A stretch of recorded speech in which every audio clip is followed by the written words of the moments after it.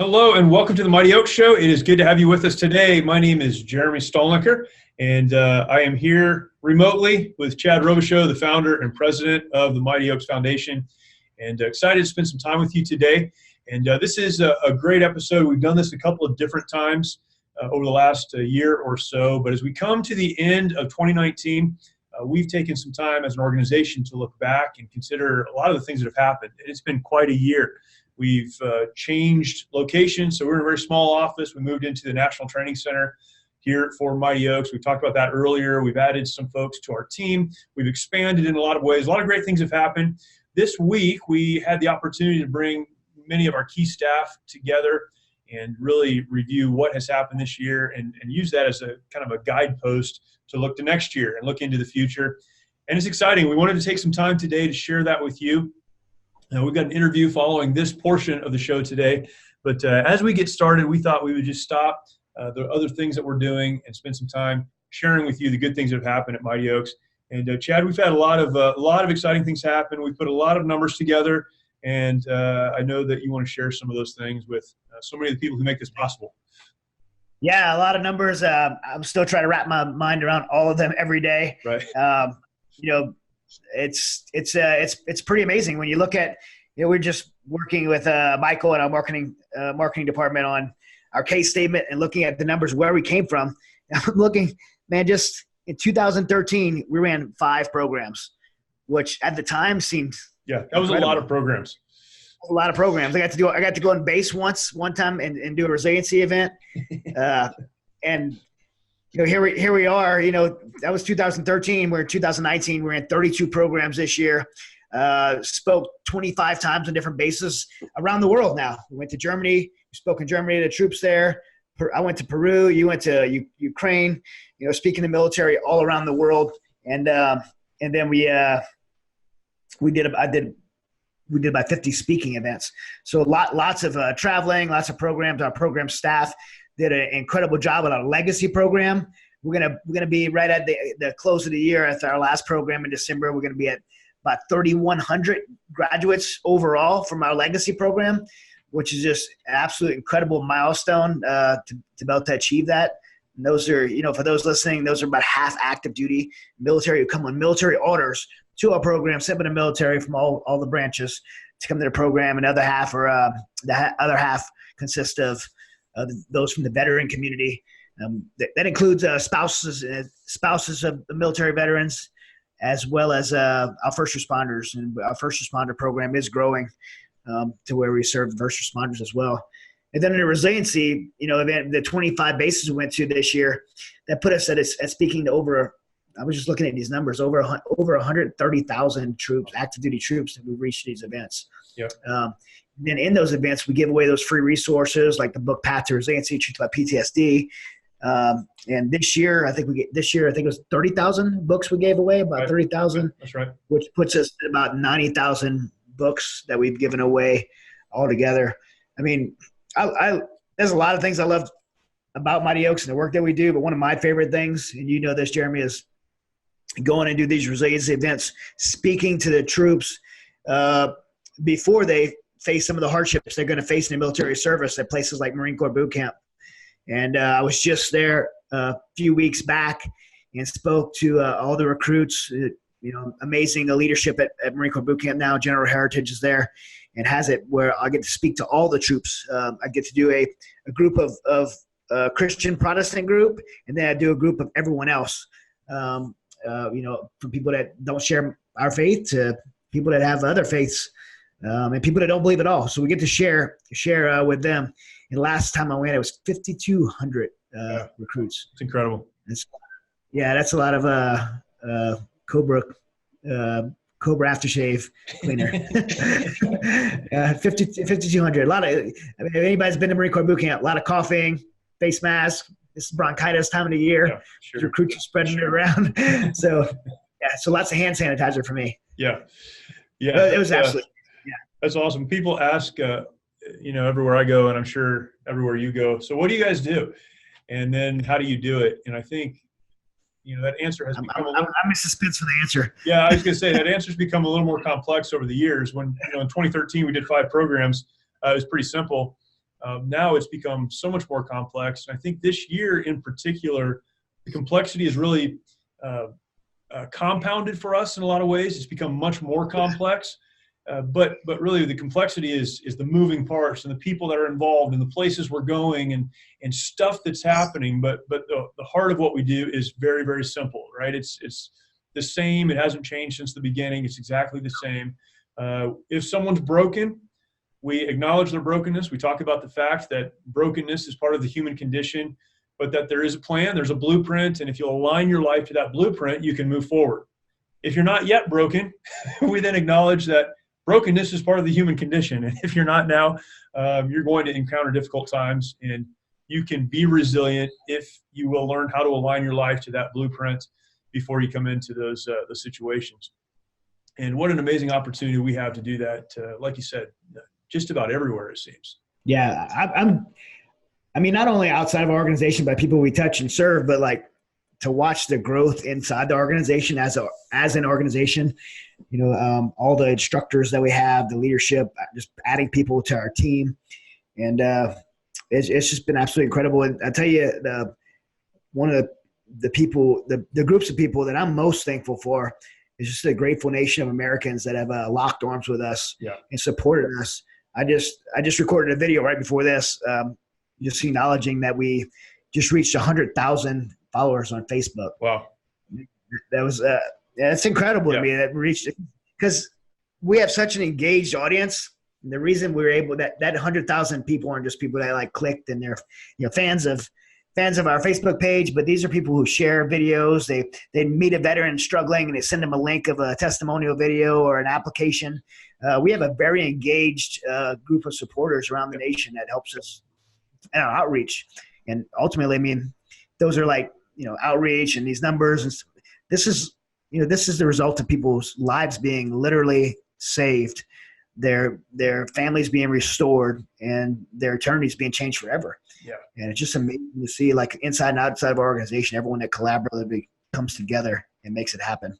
Yeah, it's incredible. I think one of the special things about Mighty Oaks, too, as a nonprofit organization is we are able to do the things we do, as you mentioned, because of a nation of people who have come alongside and support us, some for large amounts of money financially, some for 25 or fewer dollars a month, but they're very consistent. They make that happen. And that's reflected in everything that we do. I think this show is a good example of that. Of all of the shows on YouTube, I don't know what the percentage is, but most of them run advertising, or they allow YouTube to run advertising, and they do what they do on this platform so they can make money somehow. Mighty Oaks has not done that. And the reason we haven't done that is because we produce this show as a resource to be used by people who need the resource, and we're able to pay for it and make it happen because of our donors. And so, the numbers that we just went through, those are expounded, they're multiplied many times over by resources like this show. And then those books that you talked about, handing out 90,000 books. That's incredible. I mean, that's an incredible number of books that we've handed out. Now, that's not books that we've sold. That's books that we've given to people at venues across the country, and as you mentioned, around the world, where we put the truth about PTSD in someone's hand, and we give that to them because they're struggling with post-traumatic stress and they're trying to figure it out, and we're able to give that to them, not sell it to them, not get a sponsor to give it to them. We're able to put that in their hands because of the donors who have been so supportive, but so consistent and so faithful because they care. And then the many other resources that we have as well. And so it really is incredible to have a donor base like the one that we have. One thing I love about handing out those books at boot camp. So, The Path to Resiliency it's a Christian book. I mean, you and I wrote it to point people to having a resilient life through a relationship with Christ and living the life that he created you to live. And when I go to boot camp and speak, not all these kids are believers. Again, some of them believe in a lot of different things. But if there's 5,200 kids, we bring 5,200 books. If there's 3,500 kids, we bring 3,500 books. I've never went down there and spoke and left with books that didn't get taken. All these kids are taking them. And I say kids because I'm getting old. Because they are kids. They're just, but these young, amazing warriors. But man, I tell you, one of the coolest things is when I go speak to units in the fleet, and I have people come up to me and like, "Hey, you came spoke at my boot camp." Yeah. You gave me this book, and I read this book, and it was exactly what I needed to hear, at the time, because boot camp's hard. Marine Corps boot camp's tough, and people get lonely and depressed and discouraged, and but they're hungry for information. They're vulnerable at a vulnerable time in their life, and being able to put that resource in their hands is maybe the exact thing they need to be able to resiliency that they need to do the warrior's life. Yeah. And we pray that they never end up at a Mighty Oaks Legacy program because of the resiliency efforts that we're doing. Yep. That's the goal. Yeah. We've been blessed to be able to put those resources out there. I had a conversation this week with someone who ended up in our program and was helped through our program, and they're working to put their life back together. And it's all because someone put a resource in their hands, a long time ago. And so it's a great story. It's a long process that led that person to getting the help they need, but you just have no idea. And we are able to kind of be front row and watch these things happen. But so many of the folks who are supporting and praying and inviting and sharing that link and all the stuff that people do may not have any idea the impact that they have, but it's real lives that are hanging in the balance. And man, it's an incredible thing to be a part of. We have what about some application numbers? Like you want to talk about that? Like I'd love for people to know how many, just because those who are out there helping share the message, how many the result of applying for programs. So total applications, I don't know because I'm not smart and I don't memorize things. I know we have we have about 1,400 applications right now in the pipeline. So you look at the numbers that we have in front of us, and I think this year we say we'll have at the end of 2019 749 graduates of our program, folks who come through. So that 749 represents applications, but then we have another 1,400 folks who have applied and are waiting to come into the program. And our programs team does an incredible job of following up with those folks and getting them in. But it's one of the interesting things about what we do, and I think one of the interesting things for people to understand is that when you are able to get someone to apply to come to a program like ours, the job has only just begun. And that's where it starts. And then we have a team that works to onboard them, to get them into the program. And hopefully there are some families, some other people on the other side that are kind of pushing with both hands to get them on. But we went at one point a few years ago, and again, I don't know the exact numbers. I don't remember exactly the numbers, but it was, a couple of applications a month we were hoping to see come in. And now we're at about 100 applications a month that's going in. And so, again, that's a testament to the people who are out there pushing that, and to our team who's really communicating what we do and working to get folks into the program. So we continue to work to get better, to onboard as many more as we possibly can. And we're thankful for the partnerships that allow us to do that. Yeah, I think it's really important for people to know that when we use the word waiting, if we have someone that is waiting to come to the program and they're in an imminent situation, that they're not waiting in limbo for months to come. No, that's right. Yeah, that's right. And so our team does a great job of they assess who's the most imminent, kind of like a triage, to make sure we get the right people in the right time. And those who could wait a little while will wait, but those who need to get in right away, we're going to make it happen. And we have been able to do that. I'm thankful that we have been able to do that in those imminent cases, every time that I know of. Yeah, it wasn't that long ago. Go ahead. Go ahead. No, you go ahead. How are you? So I was going to say, it wasn't that long ago. It seems like a long time ago. But just a couple of years ago, waiting list to us meant we have more people than we can get into a program. And we're just hoping that we can either fund it because we were trying to figure that out, or have the bed space for it.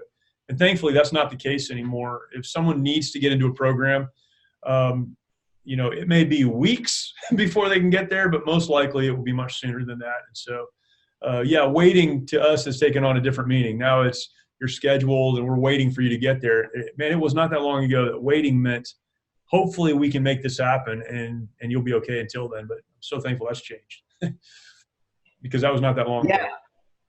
Another thing that wasn't that long ago is that we were doing marriage programs. And so we get asked about this a lot. So I wanted to bring it up because we get asked about it, but I don't think we're reported as much as we should.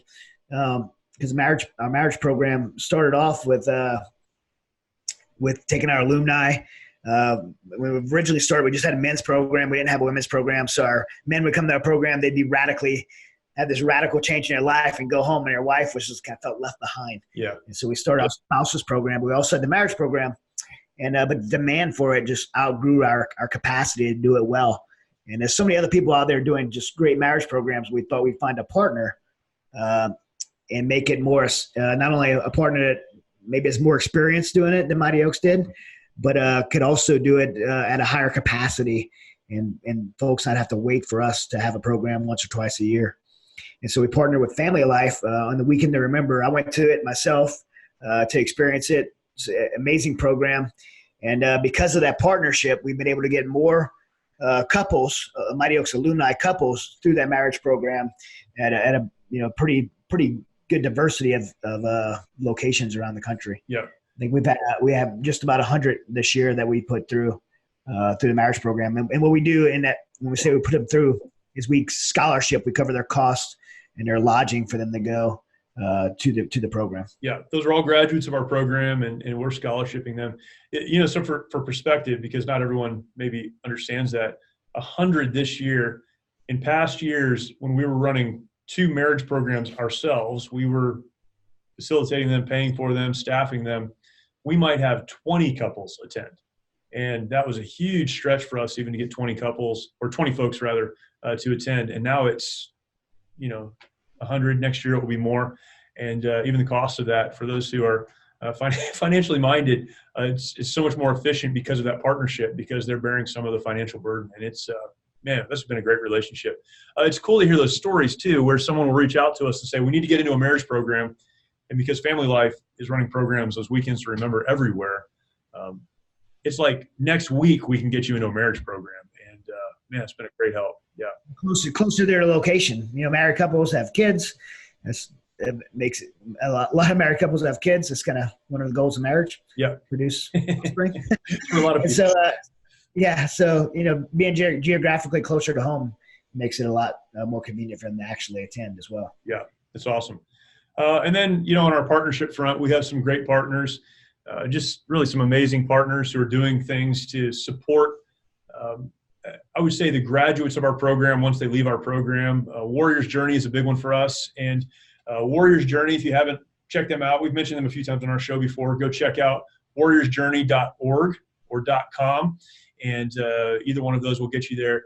And they have resources for service members, families, for churches and other local community groups that are trying to support the military.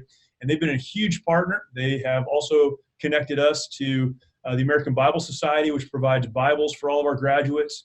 And that's been just an amazing, we talk about our graduates, we're talking about 700 Bibles this year. We're going almost 800 Bibles this year. And we're handing out, and they're making those available to us at no cost and providing those. That's been amazing. On the aftercare front, again, a lot of folks that we connect with, and we're thankful for that. But organizationally, Reboot Combat Recovery has been a great partner of ours and continues to be. They run programs all over the country, in communities across the country, and kind of a small group model where they'll bring people together every week for 12 weeks and walk them through a curriculum that helps them as a couple get back on their feet. And they've been a great aftercare partner. For us, we internally have 12 outposts around the country, but they have hundreds right around the. Yeah. And so, but they don't have an intensive program like we do. So they could use our intensive legacy program, and we could utilize their aftercare outpost. It's a great relationship. Yeah. Yeah. It's been a great relationship. And then, beyond that, over 100 churches that we have connected our graduates to this year. And those are local congregations. That's the goal, is to push these folks back to local congregations where they can be helped. And then just an incredible network of counselors that we've been extremely blessed to connect to.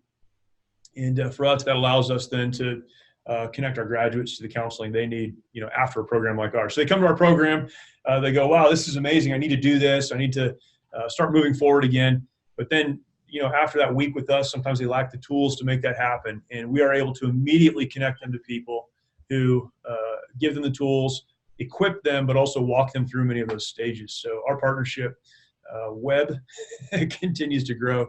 And we placed been over awesome. 100. I think we placed over 100 guys this year in biblical counseling. Yeah. Just this year alone. Yeah, and a lot of those are couples that we're connecting to marriage counseling. So a lot of good things this year. Chad, as you consider this year and look to next year, and I know even, organizationally, we've been talking about how this really has been a building year for us. It's been incredible. We've expanded our programs team. Our programs team is amazing. I mean, these are the kind of the unsung heroes of Mighty Oaks, are the men and women who make this happen. 4 women's programs this year. Just incredible to see more and more women coming through our program, and that program's team is growing. Our first responders team continues to grow. These are dedicated folks who are working with our first responders. And then just our programs team, from our program director, Brandon Kunith, on through, 25, 30 people who are involved in programs. We have about 60 folks generally kind of across the country who are working with our programs. An amazing team there, and we've done a lot to invest there this year. We've invested in a lot of our administrative positions as well, and just so many things we've added. So as you consider all of that and you look to next year, what are some things that you would say you're excited about next year, or maybe some things you're even hopeful about next year? Yeah, I think, we just reached a point now as an organization that I don't want to say we're coasting, because you might reach to the camera and strangle me. You might be coasting in Arizona, but here in California, we're not coasting. I think we've reached we've kind of come over a ridgeline. We've you're right. Climbing and trying to get to where we are now. And what a moment like that means for me in an organization is it gives you a chance to refine processes, to clean things up, to do things better. And while I'm super proud of our team and the way we do things, and proud of us as an organization, there's things that we could improve on and do better and refine. And I think that just reaching the point that we have next year, really, we've been saying this for a while, but next year really gives us the chance to do that and just become more efficient, more strategic about our programming and the way we're going to grow moving forward. And so I'm mostly excited about that. The doors, there's lots of doors that are opening in the active duty side for going to speak to commands on a larger level. Like, instead of going to speak, not that numbers matter, I will speak to one, Marine face to face or soldier, but we get to go to opportunity. We get opportunities where we're speaking to, several thousand at a time. And so it just seems like a lot more efficient way of traveling and speaking to the active duty military. And so those opportunities are just something that I already have many of them lined up for both you and I and some of our other team members, and just to see those things come to pass. I tell you, another thing that's on the horizon that's not next year but coming up still is in December 11th. I'll be testifying before Congress. You'll be with me. We'll be testifying before Congress on faith-based programs for mental health and veterans care. And so while we'll be testifying this year on that before a congressional coalition, I'm excited to see some of that come to pass next year when we see some of the fruits of that. Yeah. And, I'm really hopeful and optimistic, because I believe that the solution to all these problems that we're facing, from veteran suicide to divorce to post-traumatic stress, to even outside the military and the mental health crisis in our country, I believe all these problems that we see, we have the solution. And when we go before this congressional coalition, we're going to be able to present that solution loud and clear. Yeah, it's been interesting to see folks start to come to us for insight, perspective, and, as you mentioned, solutions. Not we as in you and I, but the veteran community can be very down on a lot of the more institutional solutions to the issues we're dealing with. And I get that. I get why we're against the VA and, we're mad at everybody all the time. I understand the rhetoric around that. But I would say that within those institutions, there are a lot of people that really are looking for solutions, and they're really trying to figure it out. And they're not any happier with what's happening than any of us are. Yeah, I agree. There's just great people within the VA system. Every facility you go to is going to be different. And the people there is going to be different. But I believe there's really great people inside the VA. I was just on the phone today with the deputy director of the VA Office of Faith Programs, Conrad Washington. Amazing man who loves and cares for our warriors. Believes the same solution we believe, and wants to take the message to our warriors. So there's great people in the VA, but in any big government institution, you're going to have politics and red tape and funding allocated for certain things. And, in the private sector and the nonprofit sector, we're not restrained by those things. Yeah. And so, I have no problem with us taking the lead on this, and we will. Yeah, it's awesome. Well, it's been a great year, and very, very thankful to God, first of all, for how he's blessed, and certainly to the thousands of folks across the country who have helped us do the work that God has called all of us to. Really, we're kind of at the pointy end of the spear, as we used to say in the military. But the reason we're able to do that is because of the thousands of people behind us, and in our country, millions of folks behind us who are making it happen. And thank you for that. We look forward to a great year, and certainly we will be reporting back to you, and look forward to having more conversations as we go forward. God bless.